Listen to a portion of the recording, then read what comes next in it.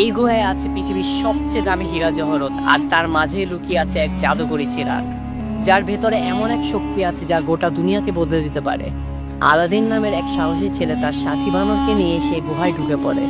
নামতে নামতে সে দেখতে পায় চারদিকে ঝলমল করছে সোনা, রুবি আর হীরা। কিন্তু আগেই সতর্ক করা ছিল, লোভে পড়ে চিরাগ ছাড়া আর কিছুতে হাত দেওয়া যাবে না। সেই সময় পাথরের নিচে চাপা পড়া এক জাদুকরী কার্পেট দেখতে পায় আলাদিন, যেটা উঠতে পারে। পাথর সরিয়ে সে কার্পেটটিকে মুক্ত করে দেয়। চারিদিকে এত কিছু থাকলেও আলাদিন শুধু খুঁজতে থাকে তার সেই জাদুর চিরাগ। অবশেষে অনেক বাধা পেরিয়ে এক বিশাল পাথরের উপর থেকে আলাদিন চিরাগটা হাতে তোলে।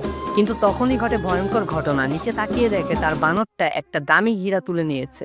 আর সাথে সাথে গুহার পরিবেশ বদলে যায়। চারিদিকে শুধু ভয়াবহ আগুন আর বিস্ফোরণ। সবকিছু শেষ হতে চলেছে। ঠিক সেই সময় উড়ে এসে হাজির হয় সেই কার্পেট। আলাদিনকে বাঁচিয়ে গুহার মাথা পর্যন্ত পৌঁছে দেয় কার্পেট। গুহা থেকে বের হওয়ার মুহূর্তে আলাদিন সাহায্যের জন্য জাফারের দিকে হাত বাড়ায়। জাফার বলে, আগে চিরাগটা দাও। আলাদিন চিরাগটা দিতেই জাফর হাতের বোতলে পা দিয়ে তাকে আবার ভয়ঙ্কর গুহার ভিতরে ফেলে দেয়। এটাই কি আলাদিনের শেষ, নাকি এখান থেকে শুরু হয় কাহিনী? দেখতে এখনই চ্যানেলটা সাবস্ক্রাইব করে পার্ট 2 কমেন্ট করো।